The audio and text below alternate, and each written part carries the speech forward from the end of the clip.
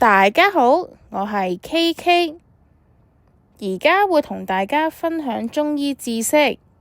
首先多謝榮川愛心基金嘅贊助，同埋中醫機構寶順堂，同埋張玉如中醫師協助製作呢條片，等各位學習相關嘅知識。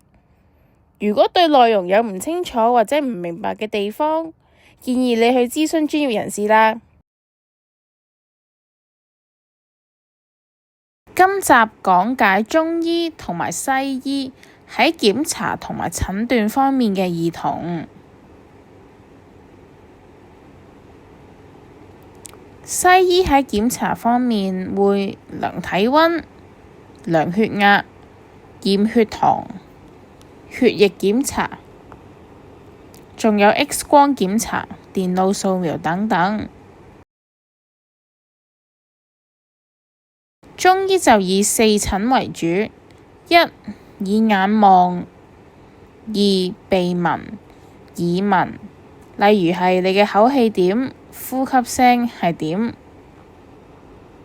三、問，例如係問你食嘢食得好唔好，有冇排便等等；同埋切脈，呢個就係四診啦。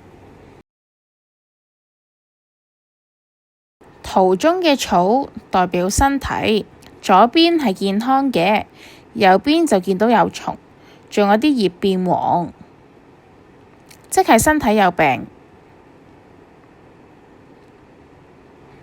西醫着重治標，好似如果發現害蟲，就會做手術拎走佢，或者打針落藥，為咗係殺死排走害蟲等等。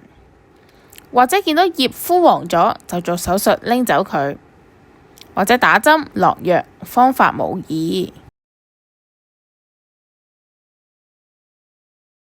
而中醫係標本並治，好似係執藥煎服，或者用推拿、針灸，或者係邊啲啱食，邊啲唔啱食等等，用嚟改善體質。蟲或者仲喺體內，但係已經唔會再破壞身體。枯黃嘅葉亦慢慢回復青翠，呢個就係中醫啦。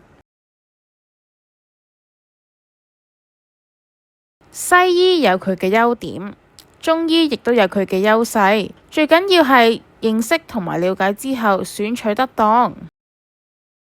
再見。